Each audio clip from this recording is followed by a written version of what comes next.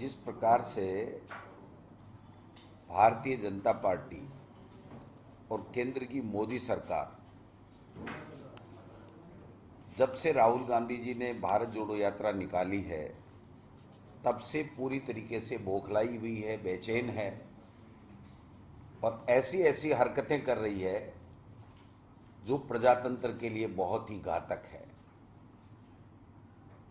आज जो हमने सुना है चैनलों के माध्यम से कि कर्नाटक में संभावित अपनी बुरी हार के कारण से बौखला करके वहाँ के भारतीय जनता पार्टी के नेता जो मोदी जी और अमित शाह जी और नड्डा जी के बहुत चहेते हैं,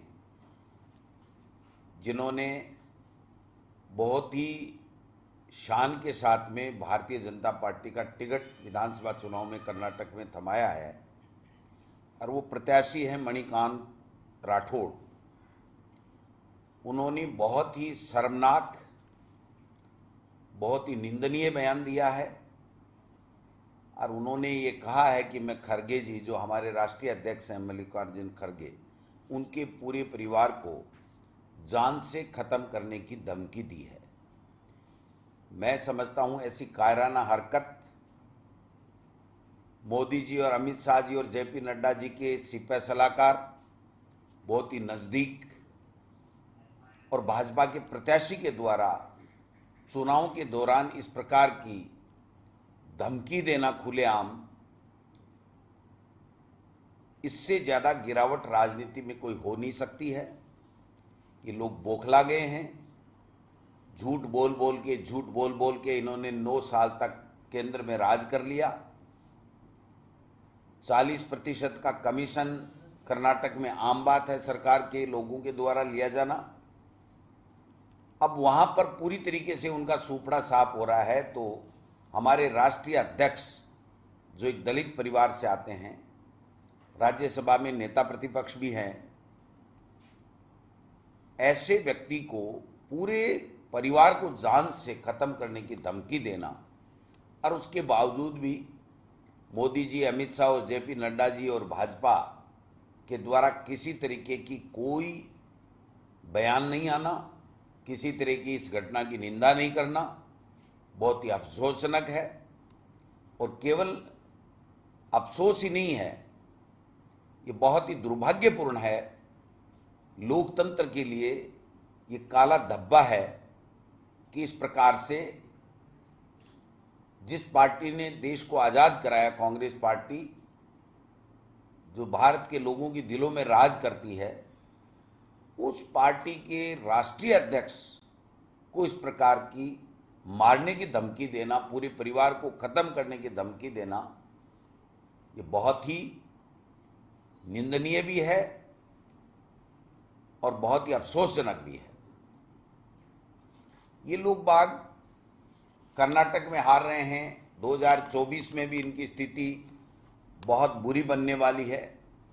पूरे देश में एक परसेप्शन बन चुका है कि मोदी जी और मोदी जी की सरकार केवल झूठ के सहारे, छद्म राष्ट्रवाद के सहारे, धार्मिक उन्माद फैला करके, देश को बांटने की साजिश करके देश में सत्ता पे काबिज रहना चाहती है। अब बहुत हो चुका है। लोग समझ चुके हैं कि जो बेरोजगारी देश के लोगों का मुद्दा था, जो भाईचारा हमारे देश में वर्षों वर्षों से चला आ रहा है, आपस में सभी जाति धर्म के संप्रदाय के लोगों का, न उसके ऊपर इनका कोई ध्यान है, उसको खत्म करने का काम कर रहे हैं। बेरोजगारी पे ध्यान नहीं दे रहे। महंगाई कम करने का वादा किया था, महंगाई कम कर नहीं पा रहे हैं। उनका ध्यान सिर्फ और सिर्फ बांटो राज करो, जो अंग्रेजों की नीति थी कि फूट डालो राज करो, उसी तरीके की नीति के ऊपर केंद्र की मोदी सरकार और भाजपा चल रही है। आप देख सकते हैं कि किस प्रकार से जो कर्नाटक है, उसमें मैं खुद भी जाके आया था, वहां पर आम व्यक्ति उस पिछली बीजेपी की भ्रष्टाचारी सरकार से त्रस्त है। और वो कांग्रेस को वहां सरकार देने का मूड बना चुका है। ऐसे में बौखलाहट में इस प्रकार के कायराना हरकतें करना, बयान देना, ये हमारे सबके लिए, पूरे देश की लोकतंत्र के लिए बहुत ही अशुभ संकेत हैं।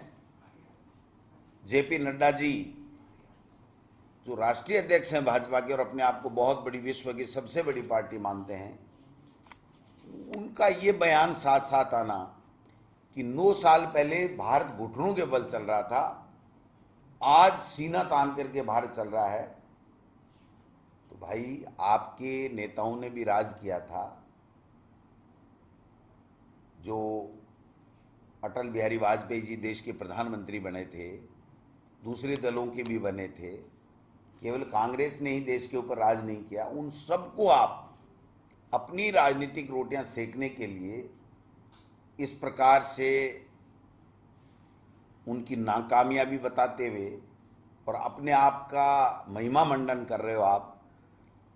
हिंदुस्तान हमेशा से सर ऊंचा करके चला है, उसका मान सम्मान पूरे देश और दुनिया में रहा है।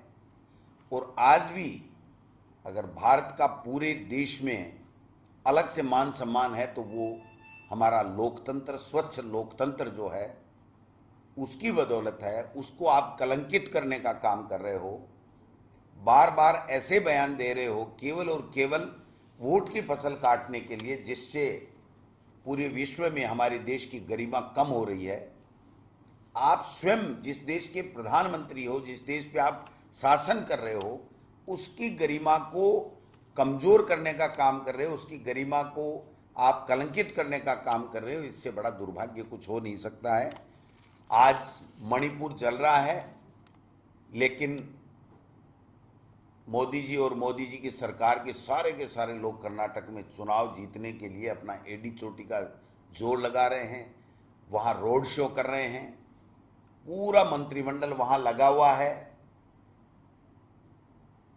देश में अमन, चैन, भाईचारा कैसे कायम रहे, इस बात की आपको चिंता नहीं। देश में प्रगति कैसे हो, इसकी आपको चिंता नहीं है। ईडी, सीबीआई, इनकम टैक्स का आप दुरुपयोग कर रहे हो, संवैधानिक संस्थाओं को कमजोर करने का काम कर रहे हो।